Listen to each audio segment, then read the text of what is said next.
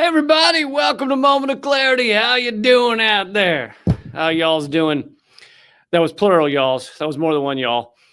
Welcome everybody. Welcome Derek, JJ, Curtis, Tony. Thanks for being here. Please take a minute to share this, email it to people, or click the like and the thumbs up and the two elbows, elbow bomb, fist bump. Click all those.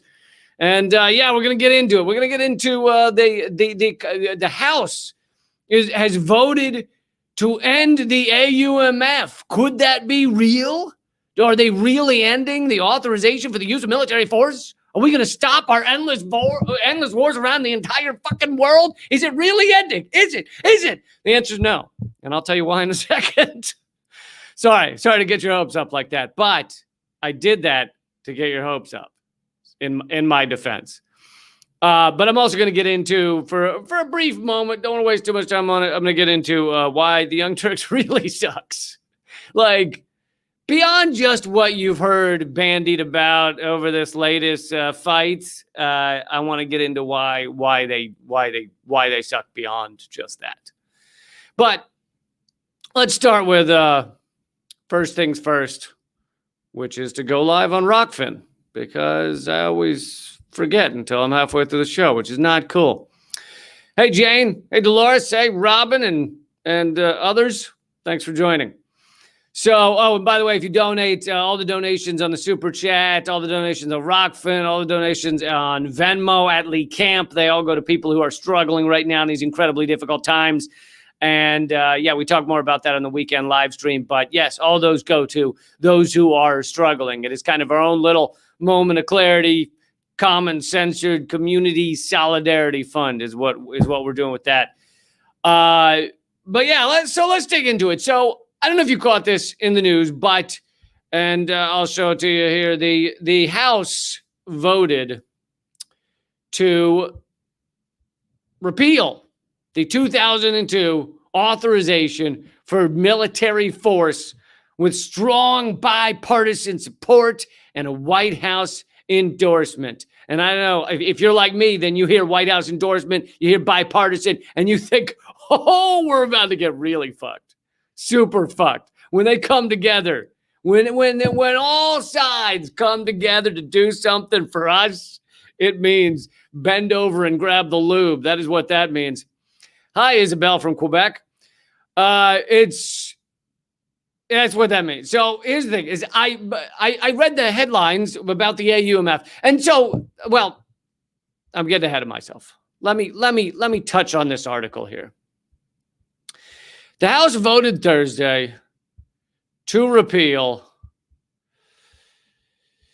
the 19-year-old military authorization Congress passed to give legal backing to the Iraq war with the support of Democrats and Republicans and the endorsement of the White House, an unprecedented coalition to end post-9/11 authorities to engage in hostilities that critics argue are outdated. The 268 to 161 vote reflects growing bipartisan support for the repeal effort. And so you really read this and you think, oh my God, it's really happening. We're actually going to end the authorization for the use of military force, which is what the White House and the Pentagon under the White House have been using to do this endless bombing, to do this endless fucking destruction of countries around the world that so many people have been fucking livid about and others have been relatively apathetic about.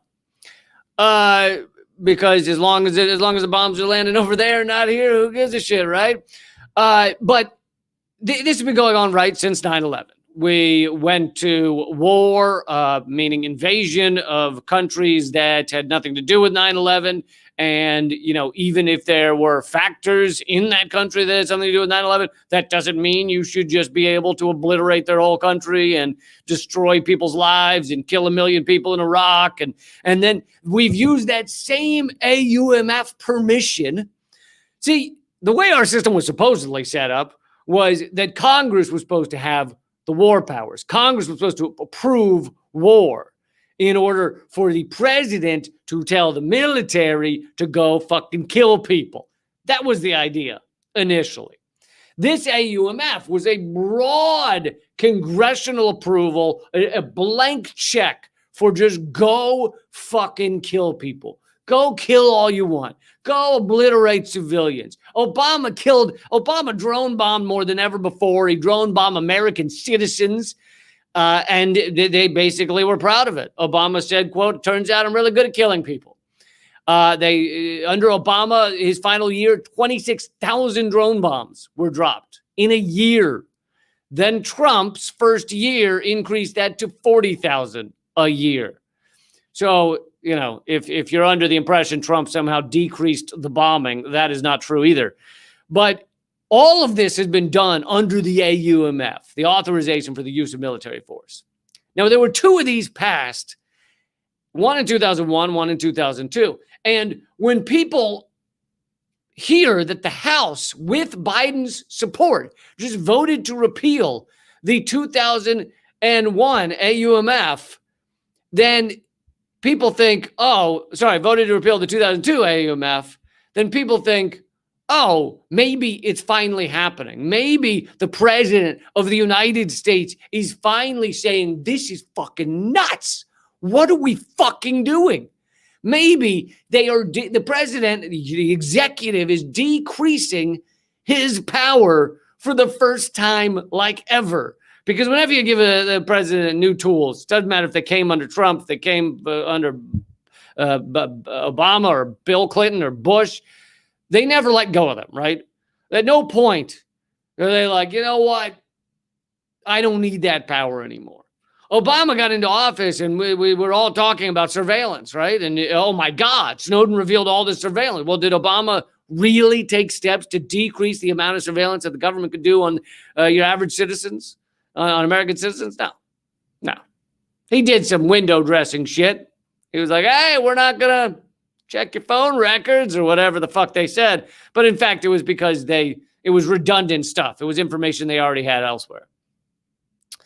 Anyway, the president never takes steps to give up any powers he has. And now we have just about a unitary executive. We have an executive that is all powerful, which was not the way this country was originally founded. I'm not one of the people who thinks it was founded fucking perfectly. These were white landowning slave masters who founded it. So let's not pretend it was founded perfectly, but they did intend for the three branches to kind of even each other out to some degree. And instead, we now have, for example, this AUMF that says blank check, go bomb, do whatever the fuck you want.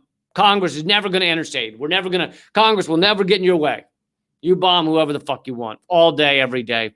26,000, 40,000 a year. Who gives a shit? Just keep them going. Just one every 12 minutes was when it was 40,000 a year. And so it got very, very exciting to hear they were repealing this. Now I think it hasn't passed the Senate yet, but it could. And if it passes the Senate, we would see a repeal of this 2002 authorization for the use of military force. But so then I started looking into it. I was like, well, what about the 2001 AUMF? Is Biden really giving up his powers?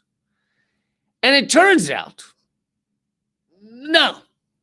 Basically, the 2001, if you repeal the 2002 AUMF and you don't repeal the 2001 AUMF, you have not really changed the presidential powers at all. Joe Biden or whoever the president is, whether it's Donald Trump next time, very well could be, can continue to just bomb at will without any congressional approval, unless you repeal the other AUMF. And yet, again, you know, Biden is honestly, if there's one thing the Biden administration will be known for, it's the window dressing administration. It's an administration that runs around and says, we're doing this and we're doing this and look at us doing this. And it's all horseshit. It's a tiny fucking fraction of what actually needs to be done, but they can say they did it. The one I'm going to talk about on Redacted tonight coming up is the claims, the Forbes article, etc., saying, oh, Biden has canceled $3 billion in student loan debt. It turns out that's 0.19% of our student loan debt. It is fucking nothing. Nothing. And yet people are being crushed under student loan debt. People's whole lives are decided by the fucking student loan debt. I mean, how you get one shot at this existence, folks, and people are spending their whole lives dealing with student loan debt, taking a career they don't want so that they can pay off student loan debt, making decisions in their lives. I can't afford a house, can't afford a kid, can't afford to do this, can't afford to do that, can't afford to take a vacation, can't afford to take a break, all because of fucking student loan debt. It's destroying lives. And yet Biden is claiming he's canceling student loan debt because he's canceled 0.19% of student loan debt. Fucking nothing. I'll talk more about that on Redacted tonight. But so I started looking around, and while there were some kind of independent journalists, some activist, anti-war journalists like David Swanson talking about how repealing one AUMF without the other does not really do anything. And furthermore, if what he fears they'll do is repeal the 2002 and then say, well, we need to rewrite 2001, and then Congress rewrites, or Biden rewrites, the 2001 AUMF for a new, better, shinier AUMF that gives them all the same power, but really kind of codifies it even more, puts it into a framework where it's clear it will never be changed or removed. Whereas right now, at least people are talking about the fact that this shit's 18, 19 years old. Hey, it can vote. The AUMF can vote. How exciting. Pretty soon it can get a beer. So let me show you one article. There is one article from a somewhat mainstream outlet about this fact.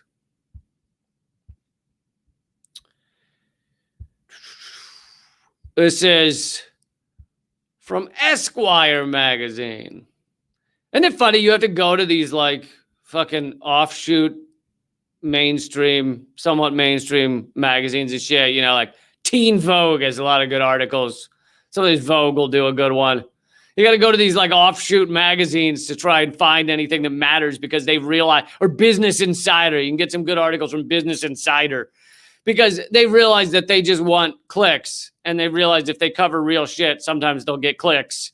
And so they'll actually do this stuff. Whereas, you know, CNN, you're not going to hear it from CNN. They're too busy with propaganda to even take a moment, to even take a breather and go, hey, maybe just for some clickbait, we'll try to tell the truth.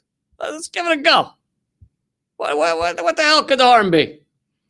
So this is from Esquire magazine. If the Senate is serious about ending endless wars, it should focus on the 2001 AUMF.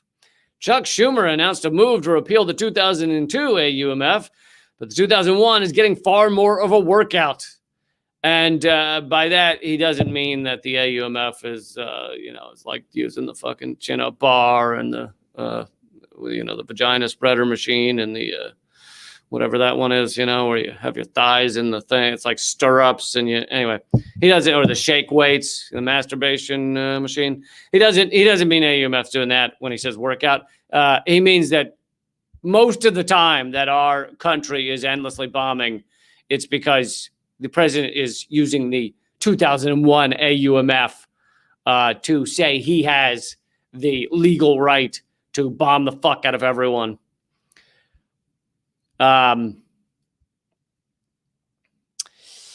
Esquire article says the 2002 AUMF, which they're with great fanfare getting ready to repeal, AUMF has very rarely been cited as the sole justification for U.S. military intervention abroad since the Iraq War was declared over in 2011.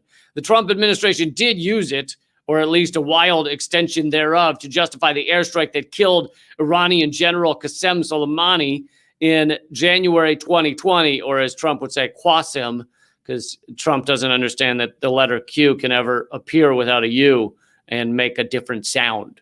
So if you ever see Trump trying to say a word that has a Q without a U, like Qasem, he'll say Qasim, because Trump's not much of a reader and he hasn't seen many of the words.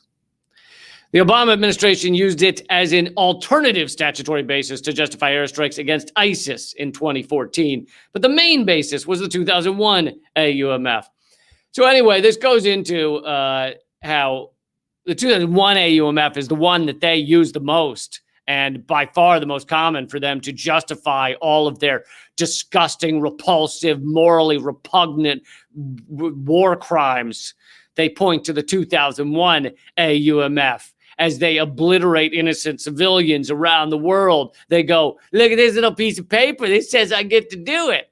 And that's how they do it. And so right now, when you see your Democrats, your Chuck Schumers, and bipartisanship, right? Some of the Republicans too, saying we need to repeal this 2002 AUMF. Keep in mind, that's because they know that it won't change anything. That's classic Democrat theater. We're going to make big fanfare about how we're doing the right thing. We want to stop the endless wars. Look at us go. Because they know it won't change much. And that is why they're doing this with great fanfare. Now, here's the thing. If they were to announce they're repealing both, they're getting rid of both, tearing up both, then all right, fucking yeah, do it. But let's see them do that first. Listen, if they tear up both and don't replace the 2001 with some horrible alternative, if they literally tear up both so that Biden has to go to Congress to allow for bombing of other countries and get votes on bombing other countries and intervening, quote unquote, which is our word for war crimes, intervention. And he has to go to Congress to get a vote for that kind of stuff. When that happens, I will say, I'm sorry. I will come crawling back. I will go, oh my God, you guys, I didn't trust you. I thought you weren't serious, but look at you. You're amazing. Wow, you go, guys. Something tells me I'm not going to have to do that.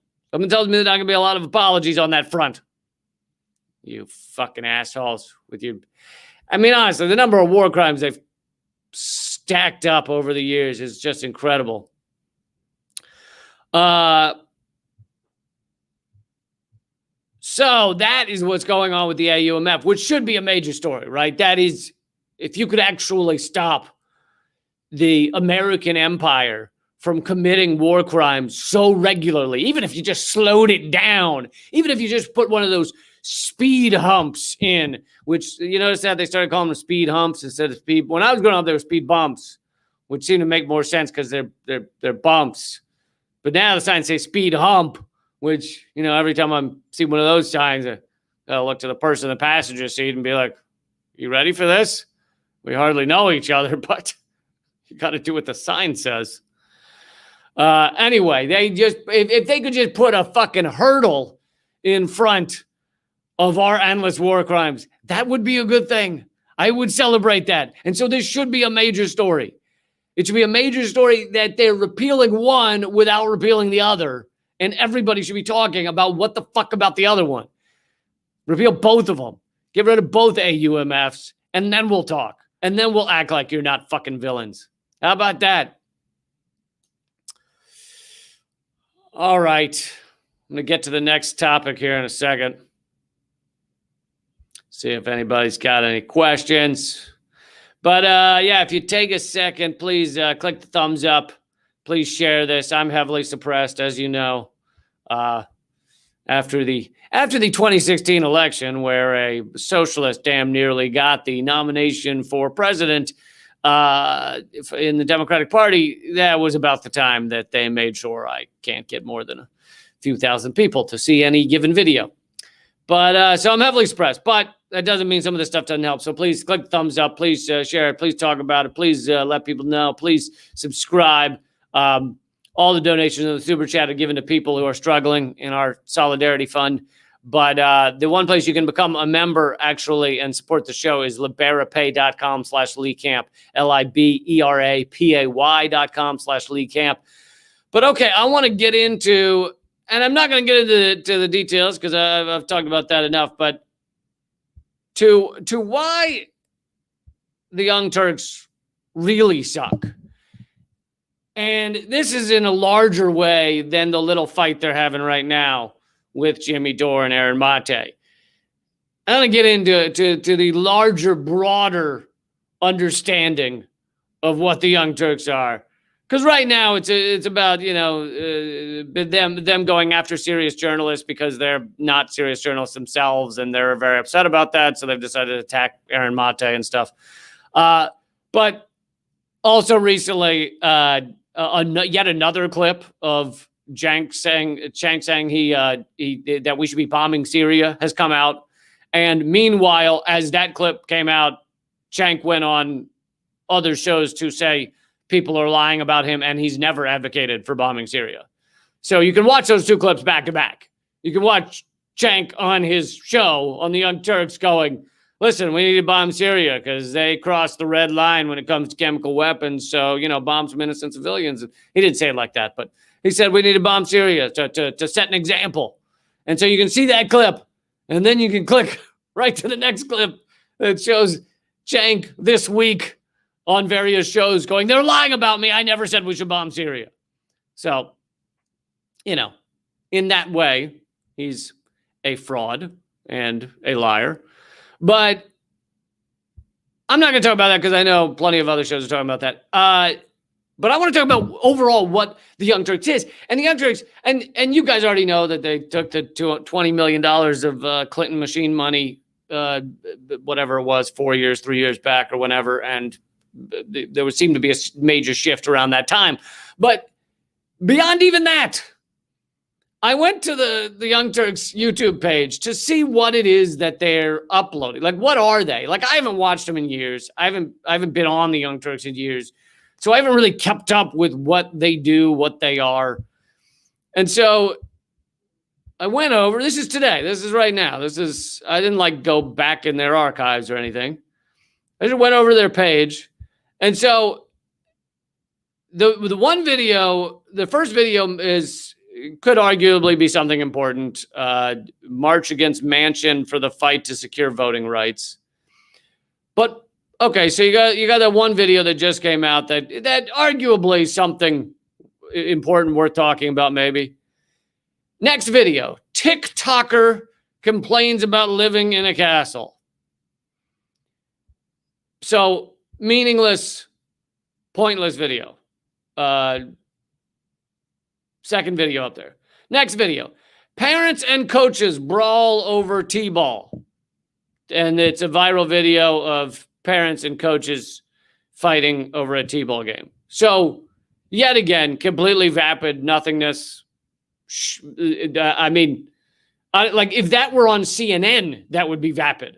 If you flipped on CNN right now and they were like, hey, look at this T-ball, parents are fighting, you'd be like, this is the dumbest, most vapid shit I've ever seen. And Young Turks advertise themselves as the alternative to the mainstream media, but they're arguably more vapid, more meaningless than the mainstream media, if you look at these clips. Next clip. Man survives being swallowed by a whale. Yet again, not a news report that actually matters. I mean, it's one of those fascinating things. If you saw it in a science magazine, sure, read about that guy getting swallowed by that whale. But it doesn't have any larger implications. There is no importance to that story beyond just like, oh, that's kind of interesting. Oh, cool, interesting. I'll read that for a minute, and it will not change anything in my life. And so you see many of these stories, like, when I went to their page, I didn't even realize I was going to find shit that vapid. I thought it was going to, because I checked it once last week, and I thought it was just going to be dumb Trump stories, and that is what follows. That's what comes next, is dumb Trump stories. Next story, Trump caught in a petty lie. Even in the headline, they're admitting it's petty. So they're admitting this story is meaningless. It's just Trump lying again, but we've heard him lie 8 billion times, and he's not in office anymore. So what the fuck does this story matter? It doesn't. Fox News guest reveals Republican plan to steal the election. Okay, well, we know Fox News is bullshit. We know Fox News guests are bullshit. We know a Fox News guest is one person.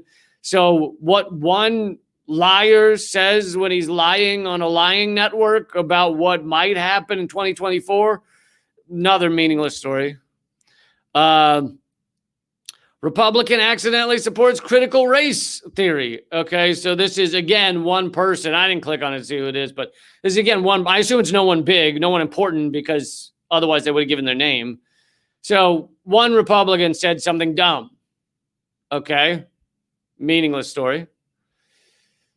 Then Zuckerberg's self-serving rules flop in Congress. And then you get to the next video after that is how to protect trans people. Okay, so that one is important. But how many did we go through to get to one, possibly two important videos that matter at all? And this is, I don't think this is new for the Young Turks. This is their long-term, what they are, is vapid, meaningless nonsense. I used to think that most of it was political nonsense about, oh, Ted Cruz tripped on a stick and fell down. Look at him fall down. I thought it was that stuff, but it turns out it's even more vapid than that. It's parents angry at a T-ball game. TikTok video of kid in Italian castle saying that it's tough to find stuff that she lost because there's lots of rooms. Now, if they would take a story like the TikToker who is in an Italian castle and that's been passed down in her family and complaining, and get to a deeper understanding of our reality that explains some of this. For example, so that's the only video I actually watched a few minutes of to see whether they were saying anything substantive about this dumb TikTok video, and they don't. Other than they say, oh, how unfair for someone in a castle to talk about this when people are poor and homeless. That's an okay point. They make that for about 1 second. But if you were to get deeper into the understanding of our socioeconomic system and our world and our hierarchies, then they could discuss how, well, what are castles? Why do they exist? Well, they existed to be ostentatious, to show off wealth over others, to say, look at this grand thing we have, you do not have it. That is why they were built to begin with, right? Was a grand show of egregious, ridiculous, meaningless wealth. That is what they fucking are. That is why they exist. That is still why the monarchy sits in fucking gold thrones and gives speeches on how we need to care about the poor from their fucking gold thrones.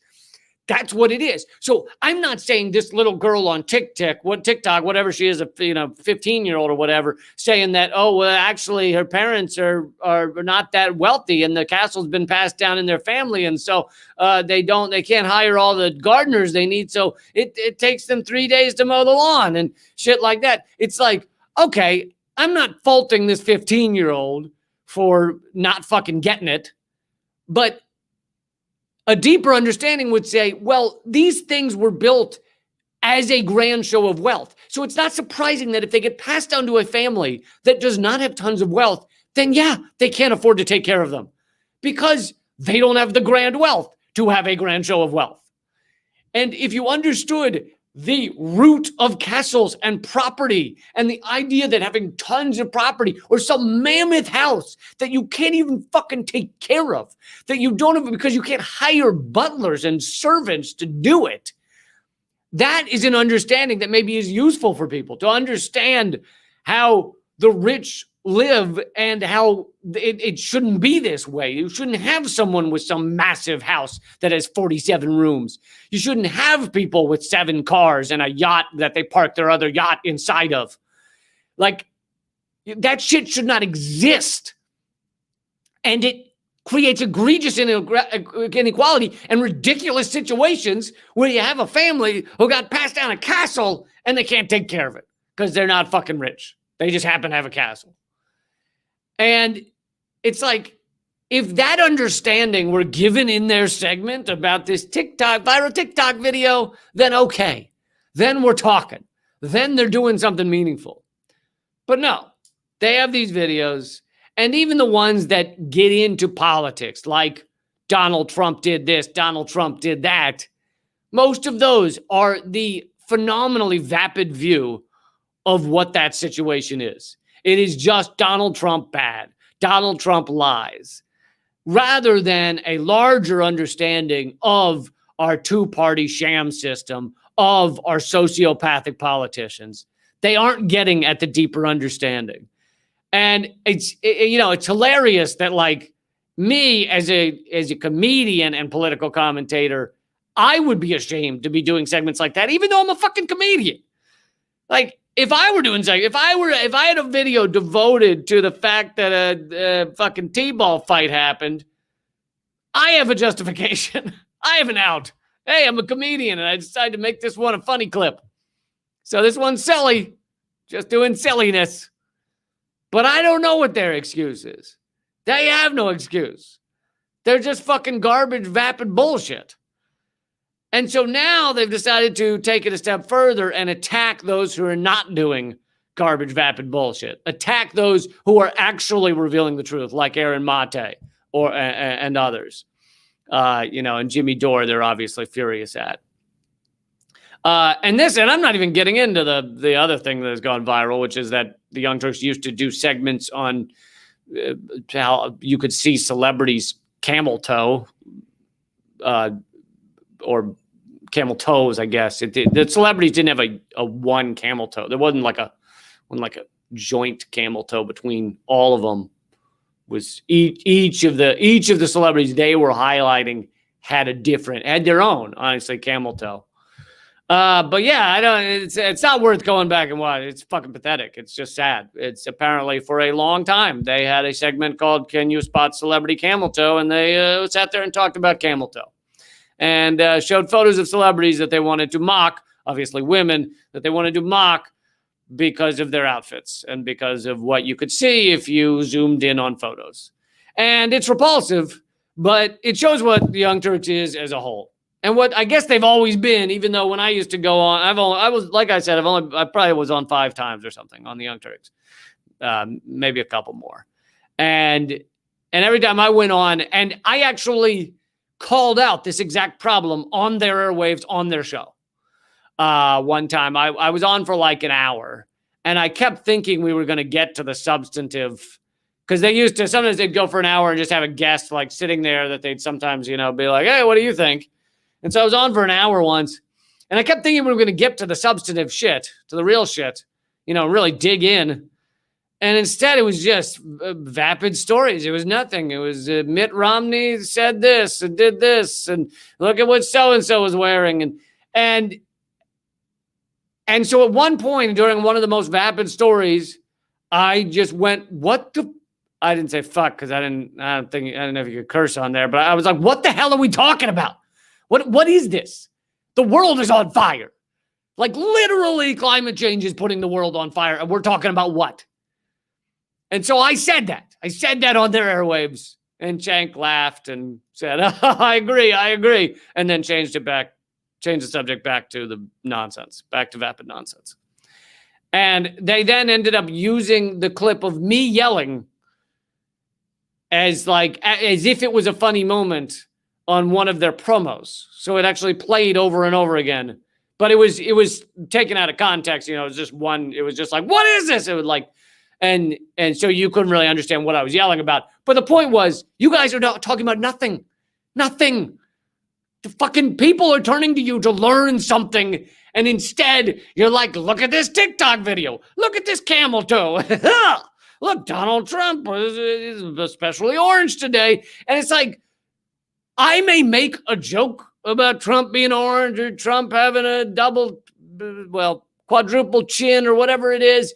I may make a joke. I may have a punchline about that. I don't have a whole segment devoted to the TikTok video.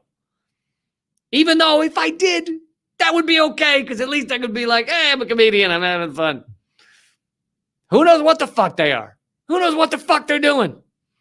But I can tell you one thing. Attacking serious journalists, not a good look. Not a good look, Young Turks. So, but anyway, I wanted to do that because I wanted to get to like a broader sense of what they are. It's not just about like they got this wrong or they got that wrong or they attacked this one person or whatever. It's like if you scroll through their videos, you're going to find 75% are about nothing, are about vapid nothingness. Even when you think it's an important topic, if you click on it, it very well might not be. They very well might be giving you the most empty, soulless, meaningless view of that important topic. So I think that's an important understanding to have. We need to have, and it's like maybe that's their key to success. Maybe that very well could be. They, compared to me, they are phenomenally successful. So maybe they are the McDonald's of food. They're the McDonald's of video. Maybe that's the key. You give people nothingness and you get a lot more clicks. And if that's what they want to be, then, just be proud of it. Just put the fucking slogan at the top of the show. Hey, we're telling you nothing, meaning nothing, standing for nothing. Welcome to the Young Turks. If you want to do that, do it. Be proud of it, though. Be proud of who you are, Don't fucking dick around and act like you matter and you mean something and then attack real journalists. That's not the answer. Okay, guys. I'm going to wrap it up here in a minute. But thank you so much for joining me. If you have a second, click subscribe, click thumbs up, and let people know. And check out the new government secrets that came out on all the